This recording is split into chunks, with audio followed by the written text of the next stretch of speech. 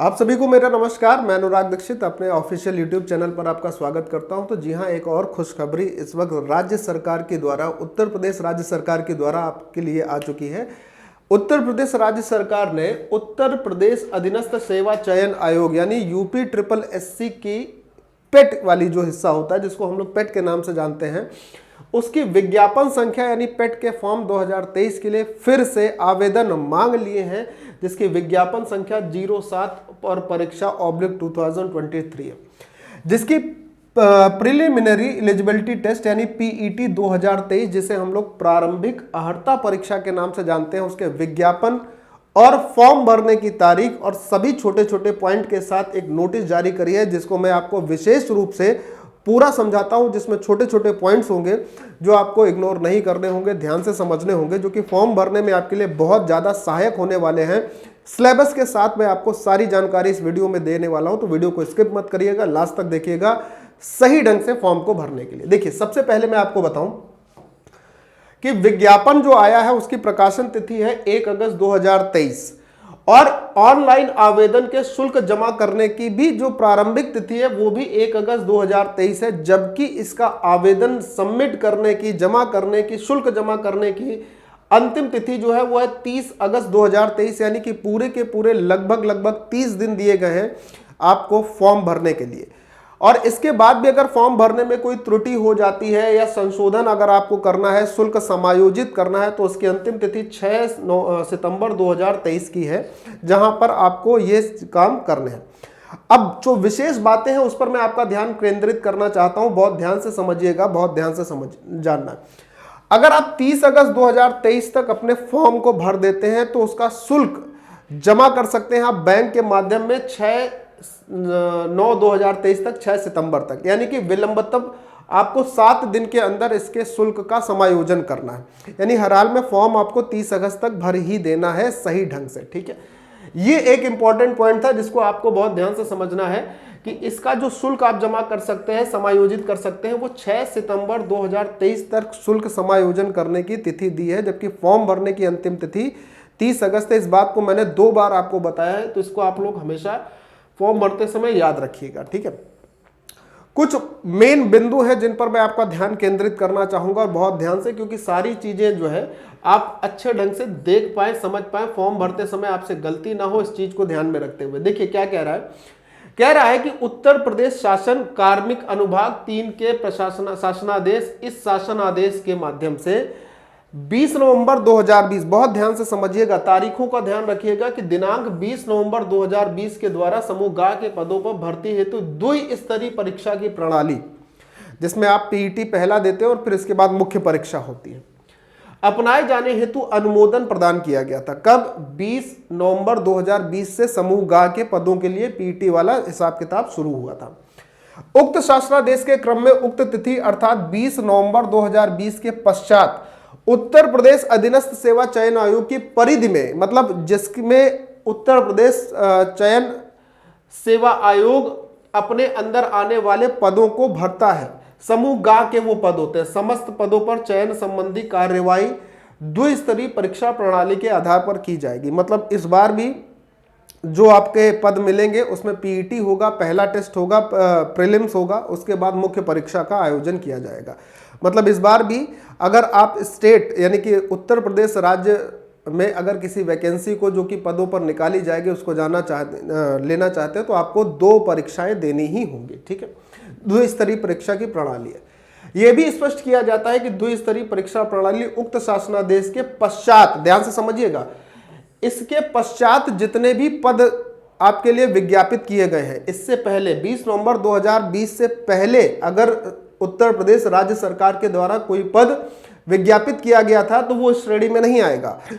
इस तिथि के बाद जितने पद विज्ञापित किए जाएंगे उसकी बात की जा रही है और मान्य होगा, जो कि उक्त तिथि के पूर्व विज्ञापित किए जा चुके हैं वो मान्य इसमें उल्लिखित नहीं होंगे। जो इससे पहले किए गए हैं वो उल्लिखित नहीं होंगे, जो इसके बाद किए गए हैं वो उल्लिखित होंगे, ठीक। उन्हीं पर कार्यवाही आगे की जाएगी। अब समझना है कि ऑनलाइन आवेदन जो है वो किस प्रकार से करना है और कैसे करना है। तो आप याद रखिएगा, किसी भी इधर उधर की तरीके से वेबसाइट से नहीं, आप इसकी जो ऑफिशियल वेबसाइट है upSSC.gov.in पर ही आवेदन किए जाने होंगे। कोई भी आवेदन ऑफलाइन स्वीकार नहीं होगा। कई बार क्या होता है, पिछली बार जब देखा गया था तो बच्चों ने कहा कि सर हमने ऑनलाइन फॉर्म तो भर दिया था, उसके बाद जो हार्ड कॉपी थी उसको पोस्ट कर दिया था। वो आवेदन कतई स्वीकार नहीं किया जाएगा मेरे प्यारे भाइयों, ठीक है।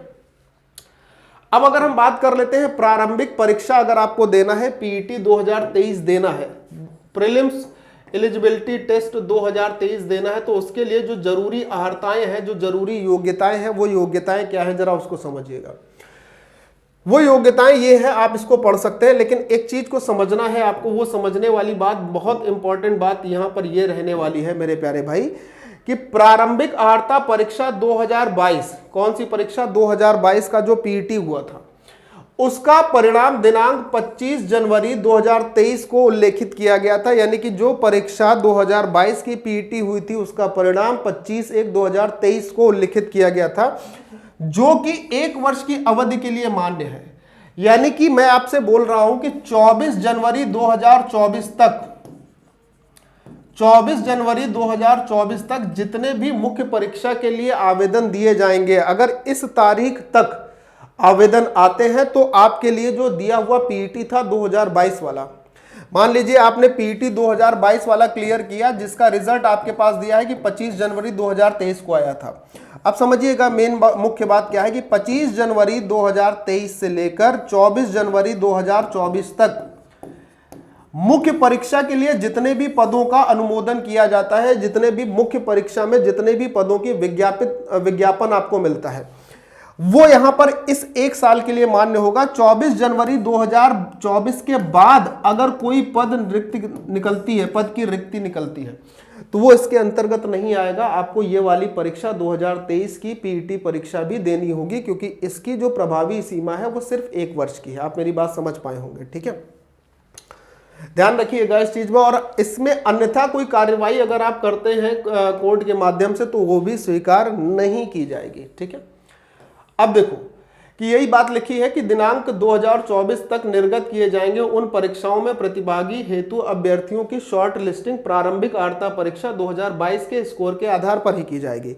आप अगर ये सोच रहे हो कि अभी अगर मान लीजिए जैसे 2023 चल रहा है, 2023 के दिसंबर तक मान लीजिए किसी भी परीक्षा का मुख्य परीक्षा हेतु आवेदन पदों पर मांग लिए गए, तो इस मुख्य परीक्षा के लिए जो आवेदन मांगे जाएंगे उसकी जो गणना होगी 2022 की प्रारंभिक परीक्षा के स्कोर के आधार पर ही होगी, ठीक है। अब अगर 24 जनवरी 2024 के बाद अगर कोई पद सृजित किए जाते हैं जिसका आवेदन और अनुमोदन दिखाया जाता है, तो वो 2023 की प्रारंभिक अर्हता परीक्षा के आधार पर मान्य होगी, ठीक है। ये बहुत आवश्यक जानकारी थी यहाँ पे। ये बहुत मुख्य मतलब वो बिंदु है जो आपको समझने चाहिए, जिस पर आपका फोकस होना चाहिए, ठीक है। अच्छा, वैधता अवधि समाप्त होने के उपरांत मुख्य परीक्षाओं के आयोजन हेतु निर्गत किए गए विज्ञापनों के सापेक्ष मुख्य परीक्षा हेतु अभ्यर्थियों की शॉर्ट लिस्टिंग ये 2023 की प्रारंभिक अर्हता परीक्षा के आधार पर की जाएगी, जैसा हमने अभी आपको बताया है, ठीक।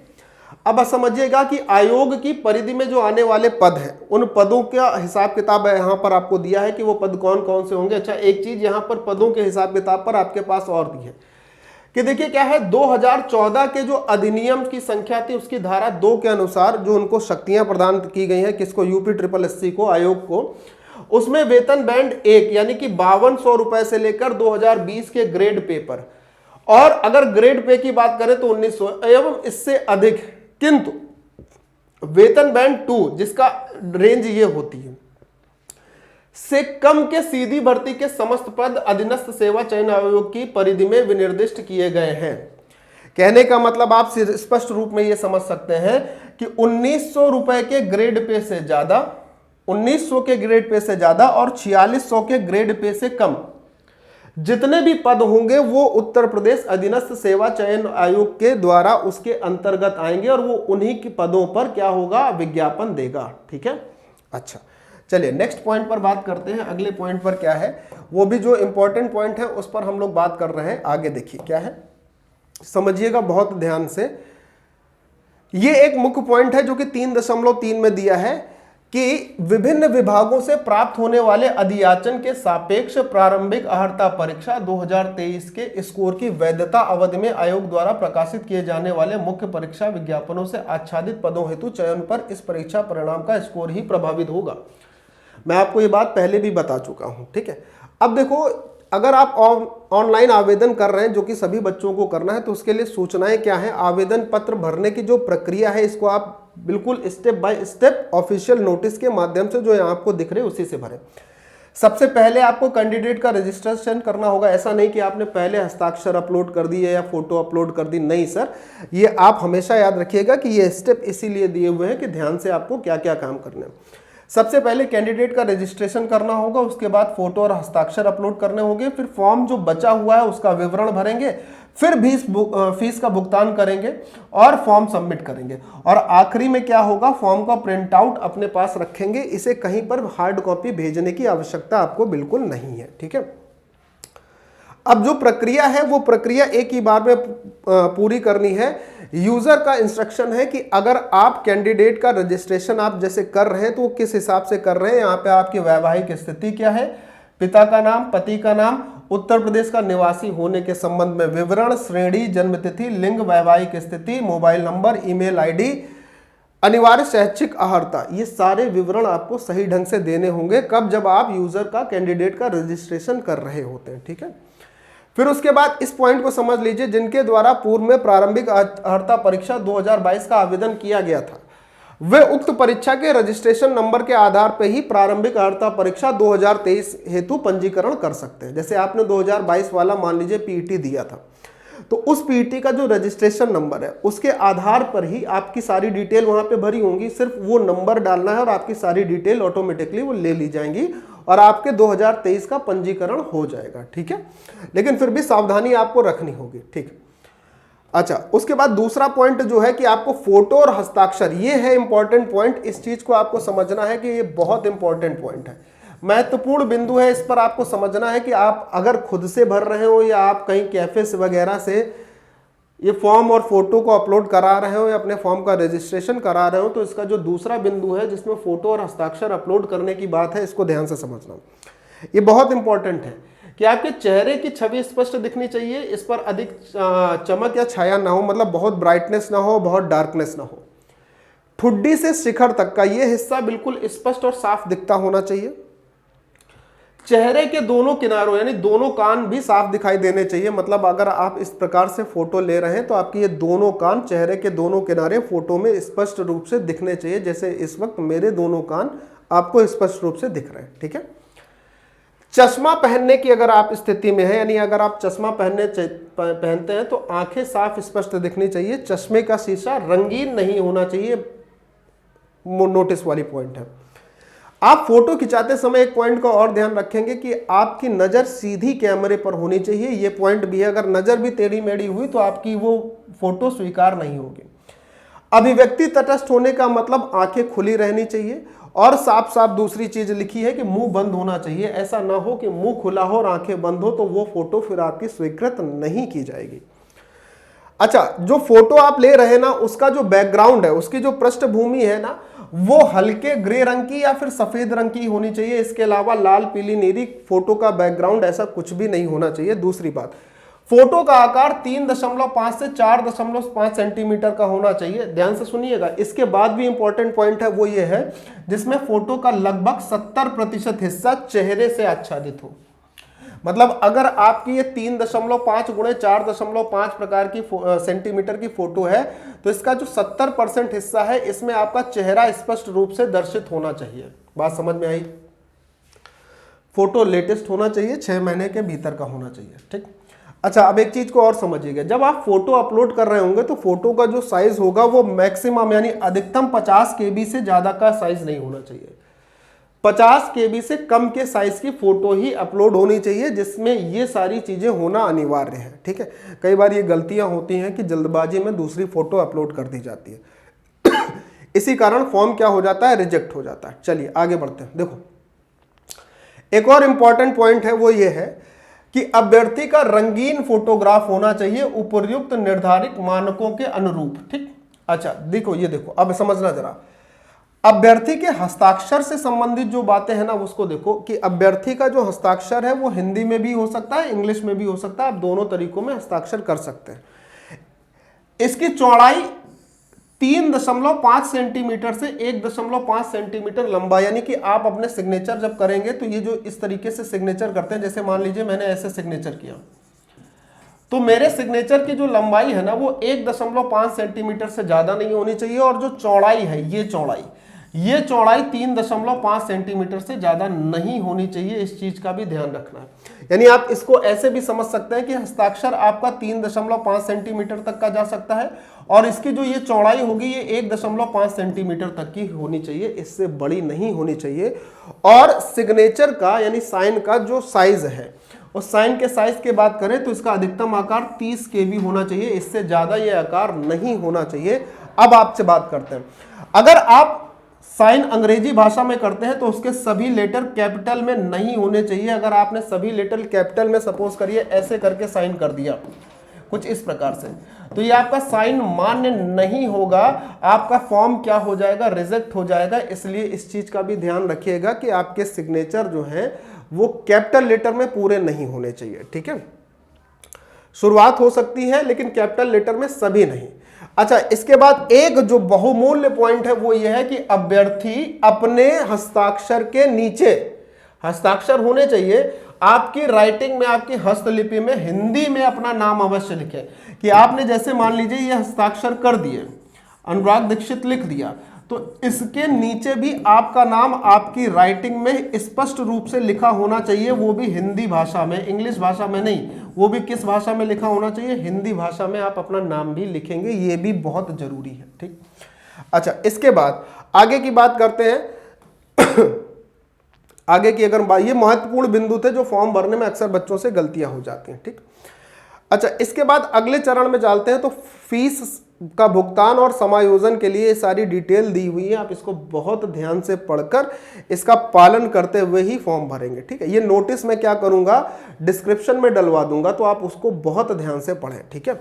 आगे की बात करते हैं कि शुल्क किस प्रकार से है। तो अगर शुल्क की बात की जाए तो अनारक्षित यानी सामान्य कैटेगरी के लिए आवेदन शुल्क है जो 160 रुपए है।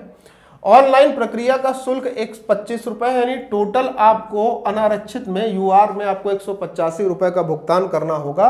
अन्य पिछड़ा वर्ग यानी ओबीसी के लिए भी सेम कैटेगरी है, सेम चीज है, 185 का ही भुगतान है।